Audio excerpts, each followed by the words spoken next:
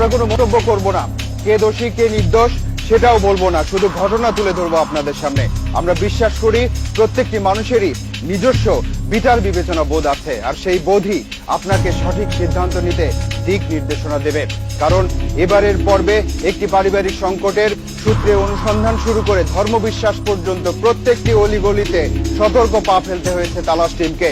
চলুন শুরু করি, চলুন দেখে আসি কোথাকার ঘটনা শেষ পর্যন্ত কোথায় গিয়ে থাকে। সেলিম আমির সেলিম সেলিম হ্যালো রাজু ভাই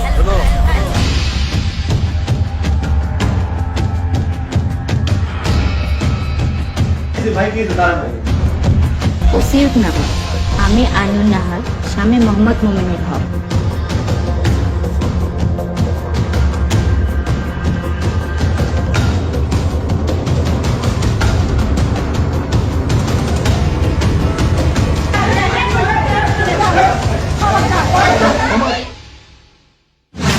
একজন ব্যক্তি তার ব্যক্তিগত বা পারিবারিক সমস্যা নিয়ে আমাদের কাছে এসেছিলেন।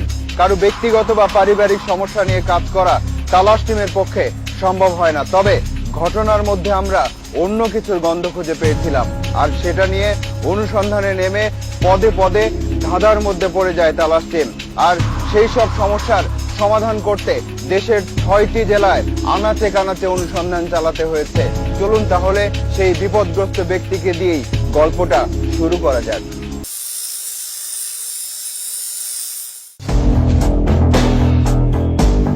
চট্টগ্রামের মনসুরাবাদের সিএনবি কলোনির মমিনুল হক ভালোবেসে ১৭ বছর আগে বিয়ে করেছেন আইনুন নাহার রত্নাকে।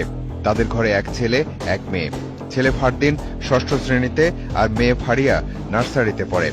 ১.৫ মাস আগেও এটি ছিল একটি স্বাভাবিক পরিবার, এখন অস্বাভাবিক। গত ২৩ অক্টোবর রাতে হঠাৎ ঝড়ের বেগে ঘরে হাজির হল রত্নার মেজ বোন স্বপ্না, সাথে পুলিশ। কিছু বুঝে ওঠার আগেই রত্না আর মমিনকে যেতে হলো থানায়। ওই রাতে থানায় বাবা মা ও ভাইদের সামনেই রত্নাকে পুলিশ তুলে দিল তার বোন স্বপ্নার হাতে। তারপর থেকে রত্না নিখোঁজ। তোমার আম্মু কোথায় গেছে জানো? কিছু বলে জানি তোমাকে? আমার কথা আমি বাদ দিলাম, আমি তার হাজবেন্ডের কথা সে অভিযোগ করতে পারে। হাজবেন্ডের সাথে অনেক কিছু ফ্যামিলি চলতে হলে অনেক কিছু পারে, সন্তানগুলা। স্ত্রী রত্নার সন্ধানে আইন শৃঙ্খলা রক্ষাকারী বাহিনী আর মানবাধিকার সংগঠনের দ্বারে দ্বারে ঘুরে বেড়াতে থাকে মমিন। যেখানে পুরো একটা গ্রুপ আলেম, কিসের আলেম, সে কিরকম আলেম যে সে পরস্ত্রীকে নিয়ে থাকে? এই মানবাধিকার কর্মী যা বললেন তাতে তো ঘটনা অন্যদিকে ইঙ্গিত করে। ঘটনা যেদিকে যেদিকে ইঙ্গিত করে আমরা সব ইঙ্গিতকে অনুসরণ করব, এই কথা মনে রাখুন। কিন্তু শুধু মমিনের ক্ষেত্রেই যে এমন ঘটনা ঘটেছে তা তো নয়, আরো একজন আছেন যিনি এমন লজ্জায় পড়েছেন যে এ ব্যাপারে মুখ খুলতেও দ্বিধা তার। চট্টগ্রাম থেকে আমাদের এবারের গন্তব্য গাজীপুর।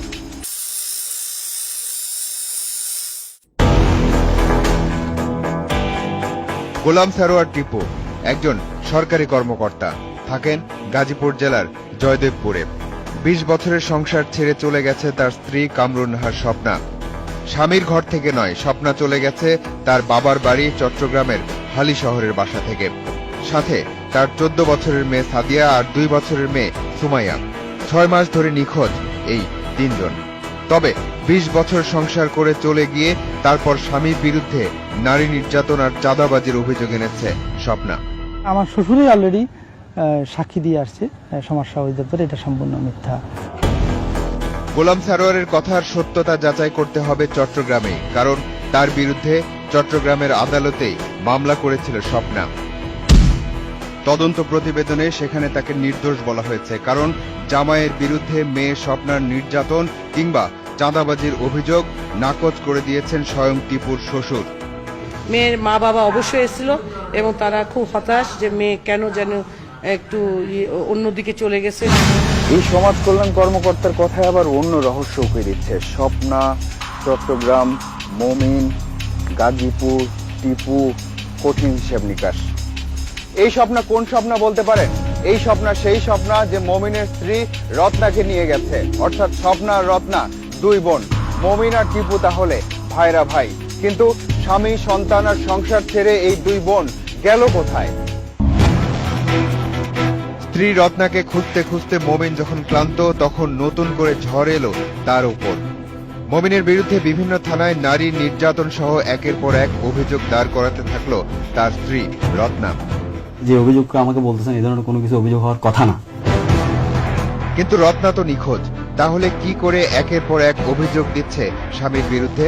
তার বাবার বাসায় তো তারা গেছিল, বাবার বাসায় গেছিল। এই পুলিশ কর্মকর্তার কথার সূত্র ধরে তালাশ টিম এবার রত্নার বাবার বাড়ি হালিশহর থানার শ্যামলী আবাসিক এলাকায়।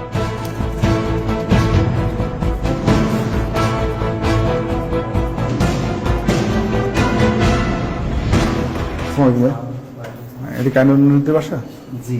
মেয়েরা এখন কোথায় আছে আমি জানি, আপনার বাসায় নাই। স্বামী জানে না, বাবা জানে না, থানা পুলিশ জানে না, তাহলে স্বপ্না আর রত্না কোথায়? এমন অবস্থায় রত্নার নিজ হাতে লেখা একটা ওসিয়তনামা পাওয়া গেল। ওসিয়তনামা। আমি আইনুন নাহার, স্বামী মোহাম্মদ মুমিনুল হক, আমার পরিবারের সকল সদস্যবৃন্দ, আত্মীয় স্বজন, বন্ধু বান্ধব ও পাড়া প্রতিবেশীদের কাছে এই মর্মে ওসিয়ত করে যাচ্ছি যে আমার মৃত্যুর পর আমার লাশ ও মৃতদেহ দাফন, জানাজা ও কবরস্থ করা পর্যন্ত সকল দায়িত্ব হিজবুত তাওহীদের উপর বর্তাবে। অর্থাৎ হিজবুত তাওহীদ নামের একটি সংগঠনের জন্য স্বামী, সন্তান আর দীর্ঘদিনের সংসার ছেড়েছে তারা। তাদের বর্তমান অবস্থান সম্পর্কে একটা সূত্র পাওয়া গেল তাহলে, কিন্তু তার আগে ওই সংগঠন সম্পর্কে বিস্তারিত জানা দরকার। কে ভালো বলতে পারবে হিজবুত তাওহীদ সম্পর্কে? সে অনুসন্ধান করতে করতে ওই সংগঠনের আরেকজনকে পেয়েছে তালাশ টিম। এবার শুনুন সে কি বলে। আমাদের সম্পর্কে যদি জানতে চান, ঠিক আছে, হিজবুত তাওহীদ সম্বন্ধে, তাইলে ওই যে থানার মধ্যে ওসি আছে, এমনকি এসপি আছে, ওদের কাছে যদি যান আরো ভালোভাবে জানতে পারবে। ওসি এসপি জানে মানে তাহলে প্রশাসনের উপরে তারা একটা ব্লেম চাপাচ্ছে আর কেউ মুখ খুলুক বা না খুলুক, হিজবুত তাওহীদের মতবাদ হচ্ছে বর্তমানে প্রচলিত ইসলাম ইসলামী নয়। এই ইসলামে বিশ্বাসীরা সবাই কাফের, এমন কথা বলে তারা। তবে হিজবুত তাওহীদ সদস্যরাই নাকি শুধু প্রকৃত মুসলমান। সে তথ্য অনুযায়ী দুনিয়ার মুসলিম নামধারী কাফেরদের প্রকৃত ইসলামে ফিরিয়ে আনার জিহাদে নেমেছে তারা। হিজবুত তাওহীদের মতবাদ হচ্ছে প্রকৃত ইসলামের অনুসারীরা ছিল যোদ্ধা চরিত্রের, তাদের সবার শরীরেই অস্ত্রের আঘাত ছিল। আর এখনকার ইসলামে নাকি যে যত বেশি ধার্মিক সে তত বেশি কাপুরুষ, কারণ তাদের শরীরে কোনো অস্ত্রের আঘাতের দাগ নেই। ধর্মীয় অনুভূতিতে আঘাত হানে এরকম কিছু দেখলে তখন আমরা তাদেরকে সেগুলো আমরা জব্দ করি এবং তাদেরকে আইনের আওতায় নিয়ে আসি। এই সংগঠনের বর্তমান সদস্য সংখ্যা কত তা সঠিকভাবে বলা মুশকিল, কিন্তু সব সদস্যের মধ্যে নারী সদস্য সংখ্যা নাকি 60%। এই আলাদা বিশ্বাসের মানুষেরা নিজেদের একটা আলাদা জগৎ তৈরি করার চেষ্টা করছে গত প্রায় 17 বছর ধরে। এ কারণেই অনেকে দীর্ঘদিনের সংসার ছেড়ে হিজবুত তাওহীদ বিশ্বাসীদের সাথে নতুন সংসার গড়ে তুলছে। আর এসব করতে না পারলে সংগঠনে টিকতে পারে না কেউ। যেমন আমরা ঘুরে গেছি, আমাদেরকে ছাড়ি ফেলে দিয়েছে। শুধু হিজবুত তাওহীদের কর্মীদের মুখের কথা নয়, সংগঠনটি সম্পর্কে জানতে তাদের প্রকাশিত ও প্রচারিত বই এবং প্রামাণ্য চিত্র নিয়ে বিস্তারিত পড়াশোনা করেছে তালাশ টিমের সদস্যরা, আর জেনেছে সাধারণ মানুষের মগজ ধোলাই করতে কি কি অভিনব সব পদ্ধতি ব্যবহার করে তারা।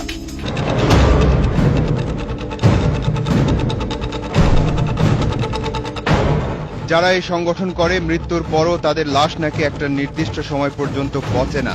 প্রামাণ্য চিত্রের মাধ্যমে প্রমাণও হাজির করেছে তারা। ইন্তেকালের 16 ঘন্টা পরেও তার মৃতদেহ তেমনটি হয়নি। জীবিত ও সুস্থ মানুষের মতো তিনি যেন সত্যিকার অর্থেই ঘুমিয়ে আছেন।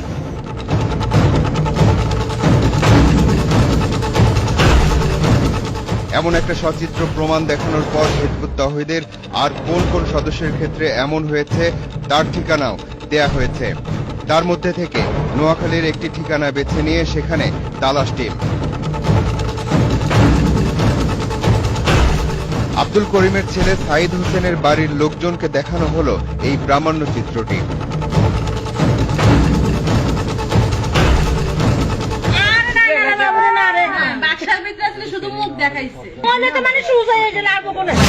এখন এ জাতির সামনে একটি মাত্র পথ খোলা আছে, তা হলো এ জামানার ইমাম জনাব মোহাম্মদ বাইজিদ খান পন্নীর এই ডাক গ্রহণ করে বর্তমানে প্রচলিত বিকৃত বিপরীতমুখী ইসলাম ত্যাগ করে প্রকৃত ইসলাম গ্রহণ করতে হবে। কে এই বাইজিদ খান পন্নী, কোথায় এবং কিভাবে হিজবুত তাওহীদের মতো সংগঠনের জন্ম হলো তা জানতে এবার আমরা টাঙ্গাইল যাব।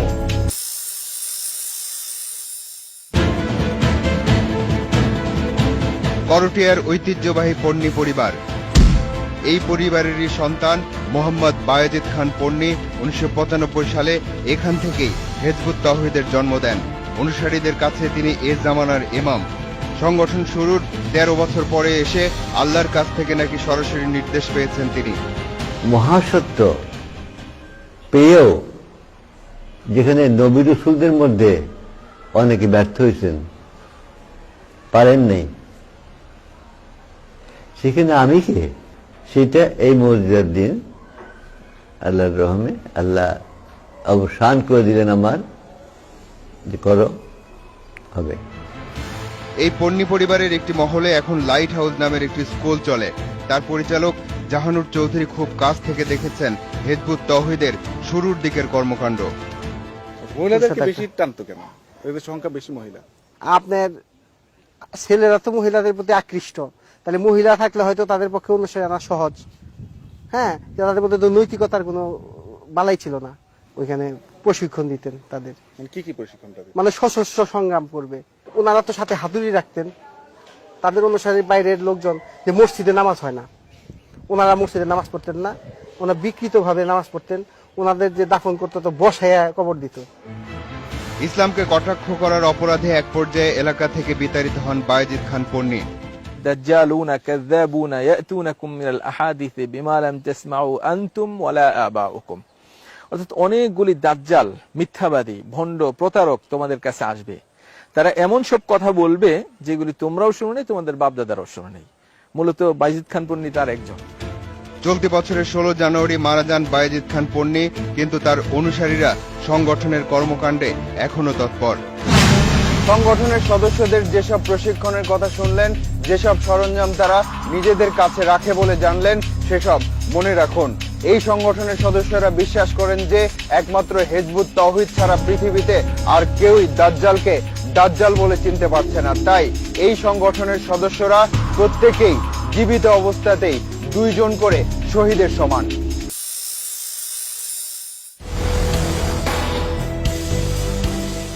নোয়াখালীর সোনাইমুড়ি থানার পোরকরা গ্রামের সাবেক ইউনিয়ন পরিষদ সদস্য নুরুল হকের ছেলে হোসাইন মোহাম্মদ সেলিম, যে বর্তমানে হিজবুত তাওহীদের ইমাম। সেলিমের সন্ধানে নোয়াখালীর এই বাড়িতে তালাশ টিম। সেলিমই তো নাই এখন বাড়িতে। সে লাকসাম কলেজে ছাত্র শিবিরের সভাপতি ছিল, সেখানে মার্ডার টাডার করি, মার্ডার কেসে আসামি আছে। এরপরে কিভাবে শিবির চাই সে জায়গায় বায়েজিদ খান পন্নীকে ধরছে, ধরার পর বায়েজিদ খান পন্নীর এই মন্ত্র নিয়ে এখানে আসে। শুরু করেছিলাম মোমেন নামের এক ব্যক্তির ব্যক্তিগত বা পারিবারিক সমস্যা দিয়ে। ঘটনা দেখুন আমাদেরকে কোথা থেকে কোথায় নিয়ে গেছে। আমরা কিন্তু এখন পর্যন্ত সেই স্বপ্না বা রত্না কাউকেই খুঁজে পাইনি। কথা দিচ্ছি তাদেরকে আমরা খুঁজে বের করবই, তবে তার আগে 4 মিনিটের বিরতি।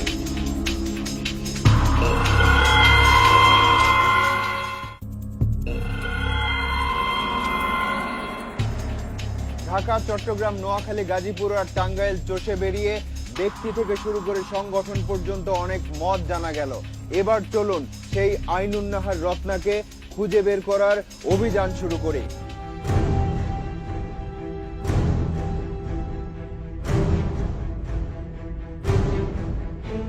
এবার রত্না স্বপ্নাকে খুঁজতে হবে।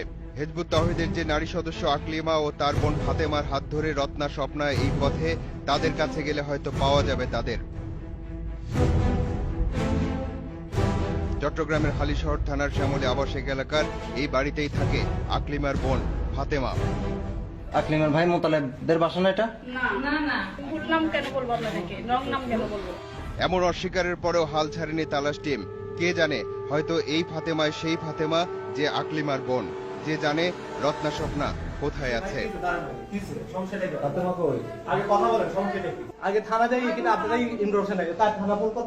সংসার ভেঙে মেয়েরা চলে যায়।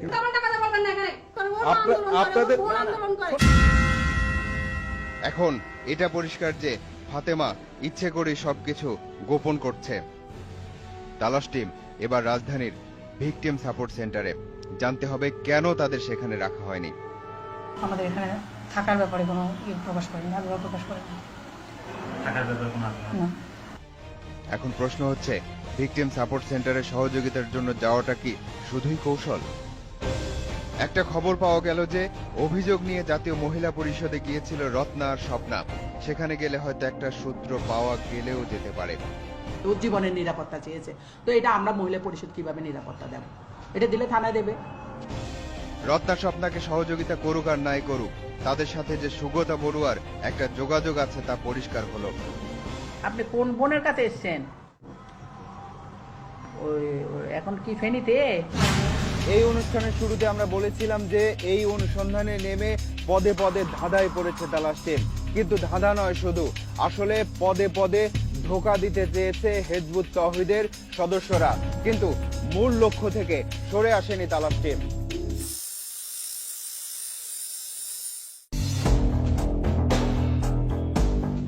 তালাশ টিমের গন্তব্য ফেনীর সোনাগাজী পৌরসভার মাস্টার পাড়ায়। মহিলা পরিষদের সুগতা বড়ুয়ার সূত্র বলে দিচ্ছে রত্না স্বপ্না এখন তার বড় বোন ঝর্ণার বাড়িতে। এই ঝর্ণাও হিজবুত তৌহিদের সদস্য, সাথে তাদের মা ফাতেমা আক্তারও। সুগতা বড়ুয়ার সূত্র কাজে লেগেছে, এই বাড়িতেই পাওয়া গেল সবাইকে। তারা একটা মিথ্যা প্রচারকে কেন্দ্র করে আপনারা ঘুরে ঘুরে ঘুরে ঘুরে ইসলামের উপর আঘাত আনতেছেন।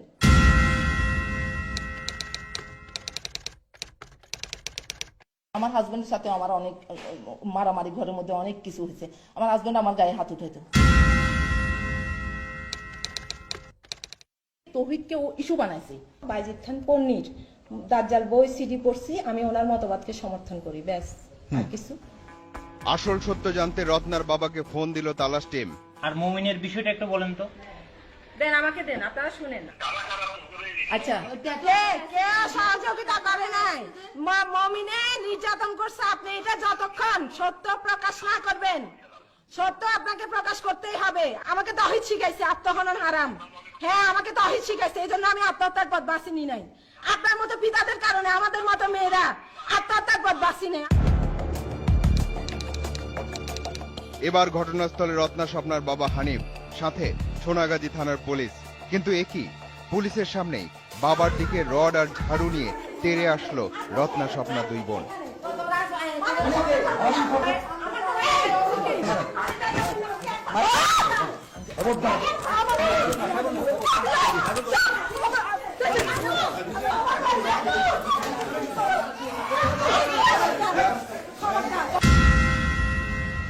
সাথে রড তাহলে আসলেই রাখে সংগঠনের সদস্যরা, যে তথ্য আপনারা আগেই জেনেছেন। হিজবুত তৌহিদের আমিরের নির্দেশেই তাহলে রত্নার স্বপ্না ঝর্ণার আজ এই অবস্থা। ঘটনা এখানেই শেষ হতে পারত, কিন্তু হয়নি। তালাশ টিমের অনুসন্ধানের খবরে তৎপর হয়ে ওঠে হিজবুত তৌহিদ সদস্যরা। প্রচারের ঠিক 2 দিন আগে সংগঠনের আমিরের কাছ থেকে চিঠি আসে আমাদের কাছে।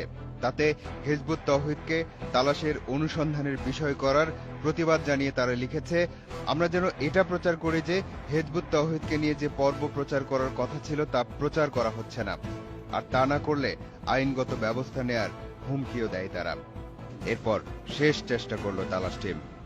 আগে ফিরিয়ে দিলেও এবার ক্যামেরার সামনে কথা বললেন হিজবুত তৌহিদের আমির মোহাম্মদ মশিউর রহমান। প্রশ্ন ছিল, অনুষ্ঠান প্রচারের আগে কেন আপনারা এমন চিঠি লিখলেন? আমরা শুধু বলছি যে এটা প্রচারের আগে আমরা যেন একটু দেখতে পারি। সংগঠনটির মতবাদ সম্পর্কে সরাসরি বক্তব্য পাওয়া গেল এবার। 2008 সালে আল্লাহ একটা অলৌকিক ঘটনা ঘটাইলেন, যেটাকে আমরা মুজিজা বলি। যেই মুজিজার মাধ্যমে আল্লাহ একেবারে প্রুফ করে দিলেন, প্রমাণ করে দিলেন যে হিজবুত তৌহিদ হক, সত্য, এবং এই হিজবুত তৌহিদ দ্বারা সমস্ত পৃথিবীতে আবার তার দিন প্রতিষ্ঠা হবে। মানুষ যখন তার চারিদিকে অবিশ্বাস করার মতো নানান ঘটনা দেখে, দুর্নীতি, অনিয়ম, অনাচার দেখে, যুদ্ধ আর হত্যাকাণ্ডের ঘটনা দেখে, তখন মানুষ আসলে বিকল্প আশ্রয় খোঁজে। সাধারণ মানুষের এই দিশেহারা অবস্থার সুযোগ নেয় ঠান্ডা মাথার কিছু নৃশংস মানুষ। আমরা শুধু বলবো, ঝাঁপ দেওয়ার আগে একবার ভেবে দেখুন তা আপনাকে কোন অতলে নিয়ে যাচ্ছে। এবার যেতে হবে। আজ চলে যাচ্ছে, কিন্তু যাচ্ছি না। পরবর্তী অনুসন্ধান শেষে তালাশ টিম আবারও এসে দাঁড়াবে আপনাদের সামনে। দর্শক, আপনাদেরকে নিয়ে, আপনাদের জন্য এই অনুষ্ঠান। লিখুন এই ঠিকানায়। প্রযোজক তালাশ ইন্ডিপেন্ডেন্ট টেলিভিশন 149 150 তেজগাঁও শিল্প এলাকা, ঢাকা 1208। ইমেইল করতে পারেন talas@independent24.tv এই ঠিকানায়। আপনার অনুসন্ধানী মনের দরজা জানালা খোলা রাখুন, কিছু বেরিয়ে এলে আমাদেরকে জানান। তালাশ টিম থাকবে আপনার সাথে।